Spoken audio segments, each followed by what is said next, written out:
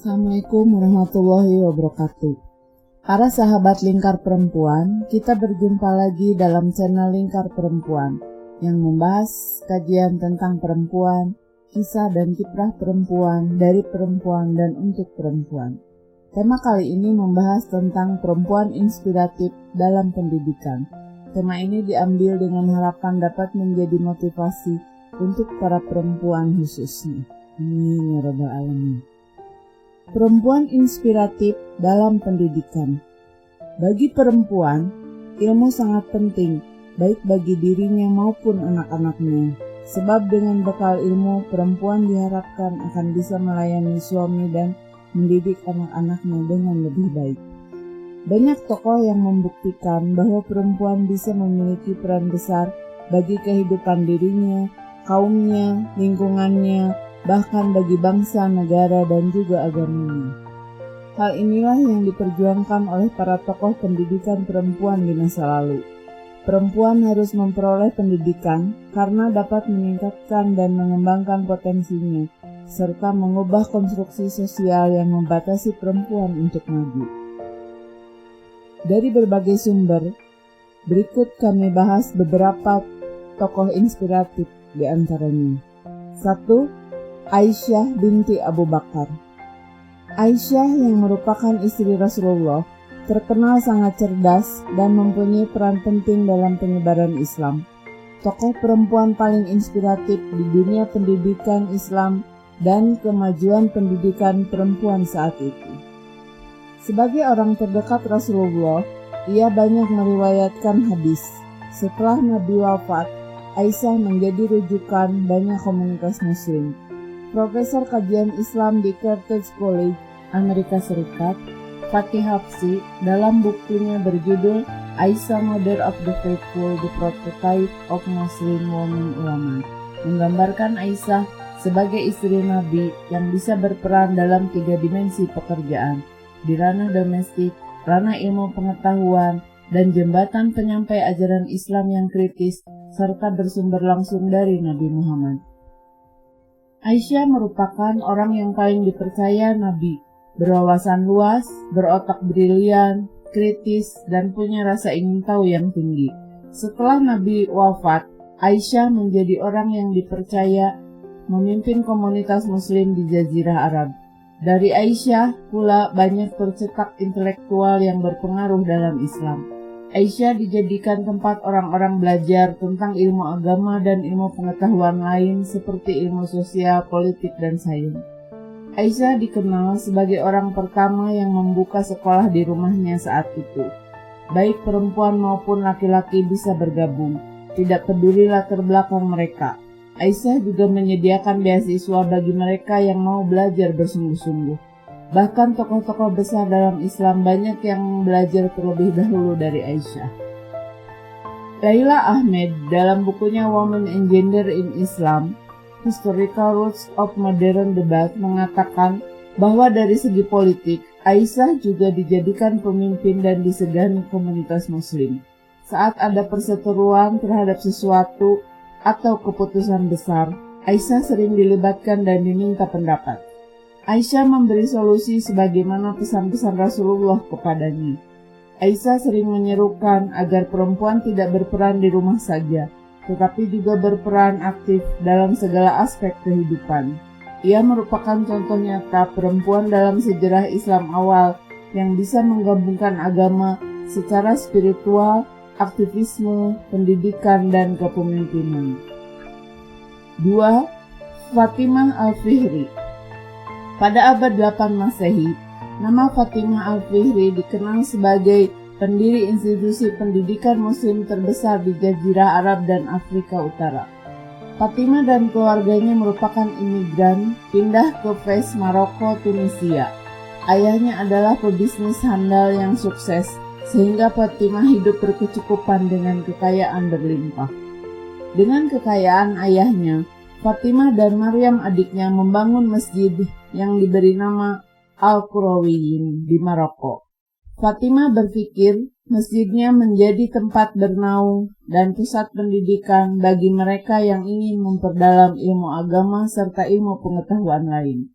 Banyak yang datang ke sana untuk berguru. Masjid pun beralih fungsi menjadi institusi pendidikan. Sebagai universitas pertama di Maroko dan pusat pendidikan, bahkan hingga sekarang masih beroperasi. Al-Qurawiyyin telah mencetak berbagai profesi, mulai sastrawan, astronom, dokter, fisikawan, aktivis kemanusiaan, dan masih banyak lagi. UNESCO mengakui Al-Qurawiyyin adalah universitas pertama dan tertua di dunia. Fatimah Al-Fihri adalah pendiri universitas pertama di dunia. Tunisia memberikan penghargaan Fatimah Al-Fihri sebagai apresiasi di bidang pendidikan dan mendorong para perempuan agar lebih berani menggapai cita-citanya. 3. R.A. Kartini. Kartini adalah tokoh perempuan dan pahlawan nasional Indonesia. Lahir di Jepara 21 April 1879 dan meninggal 17 September 1904 di Kabupaten Rembang, Bandung. Terlahir dengan nama Raden Ajeng Kartini Joyo Adiningrat dari ayah Raden Mas Sosroningrat dan ibu Mas Ajeng Masyirah. Kartini sekolah di ELS Setara SD dengan pengantar bahasa Belanda. Pribumi yang diizinkan mengikuti pendidikan saat itu hanyalah yang orang tuanya pejabat tinggi pemerintah. Kartini dilarang melanjutkan pendidikan oleh sang ayah. Ia dipaksa mengikuti adat istiadat yang berlaku. Kartini selalu di rumah dan menjadi gemar membaca. Ia mengumpulkan buku-buku dan sangat tertarik pada kemajuan berpikir perempuan Eropa. Timbul keinginannya untuk memajukan kehidupan perempuan Indonesia. Ia mengumpulkan teman-temannya untuk diajarkan tulis-menulis dan ilmu pengetahuan lainnya. Di tengah kesibukannya, ia selalu menulis surat kepada temannya yang ada di Belanda. Kartini dinikahkan dengan Adipati Joyo Diningrat dan diboyong ke kota Rembang. Suaminya mendukungnya mendirikan sekolah perempuan di kompleks kantor Kabupaten Rembang. Tahun 1912, setelah beliau wafat, Yayasan Kartini mendirikan sekolah Kartini yang tersebar di daerah Semarang, Surabaya, Yogyakarta, Malang, Madiun, dan Cirebon. Kartini dikenal sebagai pelopor kebangkitan perempuan dan tokoh pembaharu di bidang pendidikan perempuan. Mr. J.H. Abendanon mengumpulkan surat yang Kartini kirimkan pada teman-temannya di Belanda. Kemudian dibukukan dan diterbitkan tahun 1912 dengan judul Habis Gelap Terbitlah Terang. Kumpulan surat Kartini ini menjadi sebuah alternatif pemikiran tentang pendidikan perempuan sebagai kritik sosial pada realitas kehidupan saat itu. Sikap yang dapat diteladani dari Kartini yaitu sikap religius, sederhana, penurut, menghormati orang tua, tekun belajar, suka membaca, bertekad kuat, tegas, pantang menyerah, peduli sesama atau berjiwa sosial, toleransi, berpikir maju, dan selalu mengedepankan kepentingan bersama daripada kepentingan pribadi. Substansi pemikiran Kartini adalah emansipasi, atau upaya mewujudkan kesetaraan perempuan dalam mendapatkan pendidikan. Perempuan tidak lagi mengalami ketertinggalan dalam pemikiran dan pengetahuan, karena aspek pendidikan perempuan berpengaruh pada segala bidang kehidupan. Arti kesetaraan dalam pendidikan bagi perempuan adalah bahwa pendidikan bukan hanya milik perempuan bangsawan yang memiliki akses ekonomi atau strata sosial menengah ke atas, tetapi pendidikan dapat dinikmati oleh seluruh perempuan dari berbagai golongan secara merata. 4. Dewi Sartika. Dewi Sartika adalah salah satu tokoh Jawa Barat, perintis pendidikan untuk perempuan, dan pendiri sekolah istri atau sekolah perempuan di Pendopo, Kabupaten Bandung. Dewi Sartika lahir di Cicalengka pada 4 Desember 1884. Ayahnya Raden Rangga Sumanegara dan ibu R.A. Raja Permas. Ayahnya termasuk golongan priayi yang paling awal menyekolahkan putra-putrinya di ELS. Dewi Sartika meninggal 11 September 1947 di kota Tasikmalaya. Pada masa itu, kedudukan perempuan mengalami kemunduran yang disebabkan oleh sistem feodalisme yang menempatkan istri sebagai lambang status seorang laki-laki. Banyak masyarakat salah memahami konsep perempuan dalam Islam. Perempuan dianggap sebagai makhluk lemah. Saat itu juga terjadi kawin paksa atau kawin gantung, perkawinan anak-anak. Karena faktor-faktor itulah tercipta satu tekad dari Dewi Sartika untuk melakukan emansipasi perempuan. Emansipasi perempuan yang ditekankan di sini diarahkan kepada peningkatan kerjasama dan memberikan pemahaman serta kesadaran mengenai hak dan kewajiban. Tujuan utama Dewi Sartika adalah menyelenggarakan pendidikan yang layak untuk para perempuan, agar anak-anak perempuan tidak dipandang rendah. Dewi Sartika berkeinginan mendirikan sekolah perempuan. Ia memberanikan diri bertemu Bupati Bandung, Martanegara, dan meminta izin mendirikan sekolah bagi para perempuan remaja. Akhirnya pada 16 Januari 1904 berdirilah sekolah istri. 5. Malala Yousafzai. Malala berasal dari Pakistan. Sejak remaja menginspirasi anak-anak perempuan untuk bersekolah. Ia menulis blog dengan nama samaran yang menceritakan penderitaannya hidup di bawah rezim Taliban. Ia kemudian menjadi sorotan dunia setelah ditembak kepalanya oleh anggota Taliban saat berusia 15 tahun. Pada 11 April 2017 lalu, Malala dinobatkan sebagai pengabar perdamaian atau Message Office dari PBB. Penghargaan tertinggi kedua yang diraihnya setelah mendapat Nobel Perdamaian pada tahun 2014. Ia adalah pengabar perdamaian termuda yang pernah dipilih oleh PBB. Kini Malala telah mendirikan sebuah organisasi bernama Malala Fund yang mendukung anak-anak perempuan untuk mendapatkan pendidikan yang layak. 6. Michelle Obama. Michelle Obama menjadi ibu negara Amerika Serikat tahun 2009 hingga 2017. Michelle mencetak sejarah sebagai ibu negara kulit hitam pertama di Amerika Serikat. Ia juga memberi banyak kontribusi positif untuk berbagai bidang seperti pendidikan, kesehatan, ekonomi, dan kemanusiaan. Michelle telah membuktikan kepada banyak orang bahwa menjadi ibu negara tidak hanya menjadi pendamping suaminya Presiden Barack Obama, tapi juga bisa ikut memberikan perubahan yang positif untuk negaranya. 7. Kristalina Georgieva. Kristalina merupakan Chief Executive World Bank atau Bank Dunia. Ia percaya bahwa kesetaraan gender perlu diwujudkan mulai dengan memasukkan anak perempuan ke sekolah, agar mereka bisa belajar dan tetap menjaganya. Di bawah pimpinannya, Bank Dunia berusaha keras agar memberikan solusi yang inovatif dalam mengatasi krisis belajar dan memastikan bahwa semua anak dapat mengakses pendidikan yang layak. 8. Alice Farmer. Karirnya di bidang pendidikan membuka gerbang bagi lebih banyak perempuan untuk kuliah.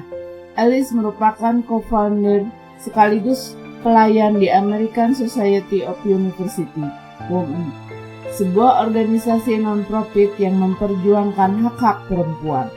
Alice juga memiliki kontribusi nyata pada wacana tentang pendidikan perempuan. Alice berpendapat bahwa perempuan harus menempuh pendidikan sampai mendapatkan gelar sarjana, sehingga perempuan bisa menghidupi dirinya sendiri. Saat ini nama Alice Farmer sudah tercatat dalam Hall of Fame for Great America. 9. Mary McLeod Bethune. Mary dikenal sebagai The First Lady of Struggle karena komitmennya dalam berjuang agar masyarakat Afrika Amerika bisa memiliki mata pencaharian yang lebih baik melalui pendidikan. Perjuangannya diawali dengan membangun sekolah swasta untuk siswa Afrika Amerika di Daytona Beach, Florida, yang saat ini menjadi Bethune-Cookman University. Pada tahun 1932, ia juga bekerja pada kampanye Presiden Franklin D. Roosevelt, kemudian setelahnya diangkat ke Kabinet Hitam Roosevelt. 10. Lucy Didlow. Lucy adalah katalisator perubahan yang mempengaruhi masyarakat Amerika melalui prestasi-prestasinya yang hebat. Lucy adalah seorang guru sekaligus atlet yang hebat. Ia tercatat pernah memenangkan turnamen pertama American Tennis Association pada tahun 1917. Di tahun 1922, ia terpilih sebagai perempuan Afrika Amerika pertama yang dinobatkan sebagai dekan perempuan di Howard University. Lucy juga termasuk satu di antara 16 pendiri Alpha Kappa Alpha Sorority, yaitu perkumpulan mahasiswi pertama yang didirikan oleh perempuan Afrika Amerika. 11. Pamzile Mambo. Ia adalah peserta aktif dalam perjuangan untuk mengakhiri apartheid. Ia memulai karirnya sebagai guru dan mengabdikan hidupnya untuk hak asasi manusia, kesetaraan, dan keadilan sosial. Sejak ia berjuang untuk hak-hak perempuan, ia berafiliasi dengan beberapa organisasi yang mengabdikan diri untuk pendidikan, pemberdayaan perempuan, dan kesetaraan gender. 12. Rasuna Said. Rasuna Said lahir 14 September 1910 di Desa Penyinggahan Meninjau, Kabupaten Agam, Sumatera Barat. Keturunan bangsawan Minang. Ayahnya bernama Muhammad Said, saudagar Minangkabau dan bekas aktivis pergerakan. Keluarganya penganut Islam yang taat.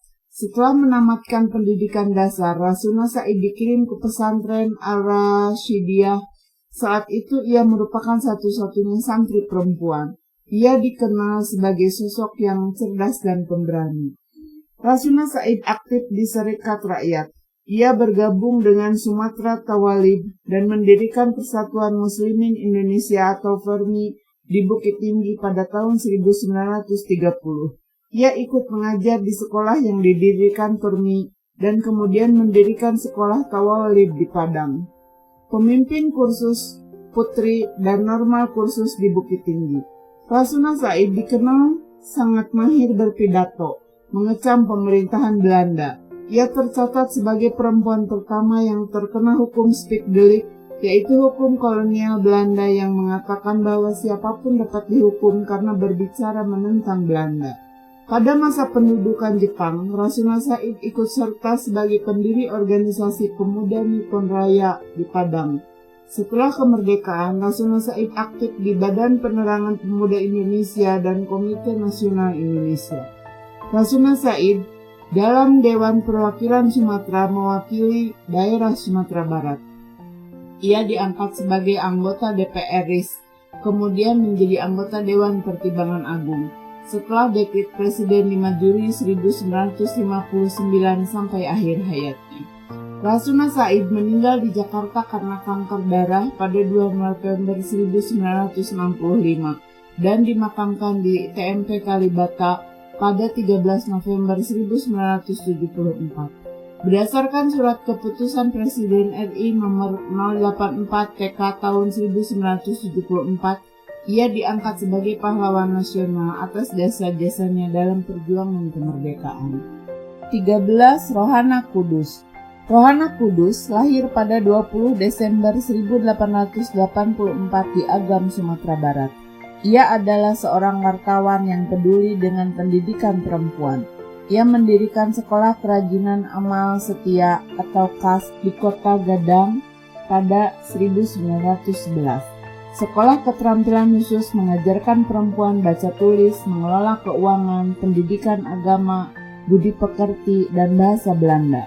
Rohana Kudus ditetapkan Presiden Joko Widodo sebagai pahlawan nasional pada tahun 2019. 14. R.A. Lasminingrat. Lasminingrat lahir di Garut 29 Maret 1854 dan meninggal di Garut pada 10 April 1948. Mungkin belum banyak yang mengenal Lasminingrat, karena sampai hari ini ia belum dikukuhkan sebagai pahlawan nasional dan tokoh pejuang perempuan Indonesia. Ia lahir lebih dulu daripada Kartini dan Dewi Sartika. Lasminingrat adalah seorang pelopor kemajuan wanita Sunda dan pendiri Sekolah Keutamaan Istri. Beliau putri sulung R.H. Muhammad Musa, seorang penghulu sekaligus sastrawan Sunda, dan Ibu R. Arya. Zaman itu pendidikan untuk pribumi belum menjadi hak asasi warga, terutama perempuan. Atas kesadaran pentingnya pendidikan, maka sang ayah mendirikan sekolah Eropa dan menggaji 2 orang guru Eropa. Di sekolah ini diperbolehkan anak-anak pribumi bersekolah bersama-sama dengan orang Eropa atau Belanda, dan juga anak-anak laki-laki bercampur dengan anak perempuan.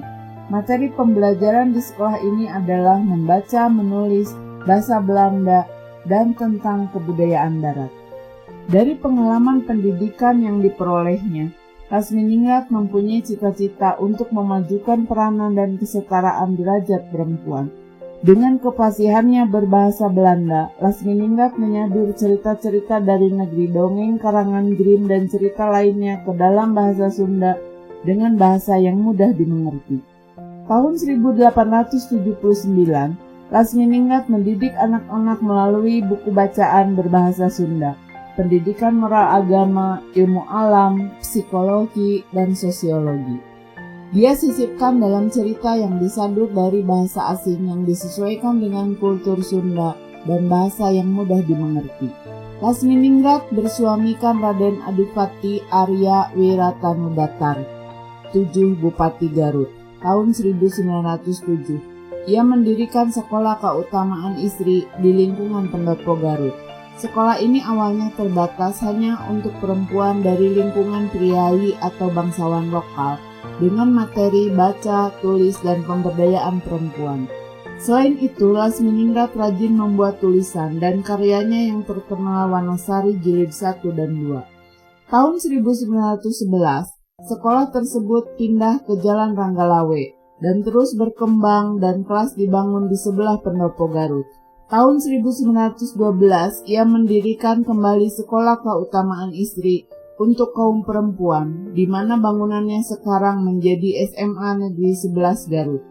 Sekolah ini mendapat pengesahan dari pemerintah Hindia Belanda dengan akta tanggal 12 Februari 1913. Tahun 1934, cabang sekolah keutamaan istri dibangun di Kota Wetan, Bayongbong, dan Cikajang. Pihak pemerintah Belanda memberikan penghargaan dan kompensasi tetap bulanan selama beliau mengajar, karena Lasminingrat dianggap berjasa besar dan berperan dalam membangun pendidikan untuk kaum bumi putra dan bumi putri.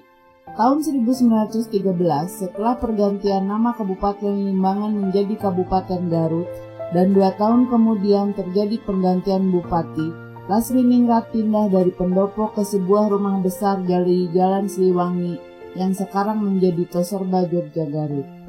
Pada masa pendudukan Jepang, sekolah keutamaan istri diganti menjadi sekolah rakyat atau SR dan mulai menerima siswa laki-laki. Sejak tahun 1950, SR berubah menjadi SD Negeri Ranggalawe 1 dan 4 yang dikelola Dinas Pendidikan Kabupaten Garut. Tahun 1990-an berubah lagi menjadi SD Negeri Regol 7 dan 10. Itulah beberapa tokoh perempuan inspiratif dalam bidang pendidikan. Semoga generasi penerus bangsa dapat menghargai jasanya dengan semangat belajar untuk mencerdaskan kehidupan bangsa. Semoga bermanfaat. Amin ya rabbal alamin. Terima kasih. Wassalamualaikum warahmatullahi wabarakatuh.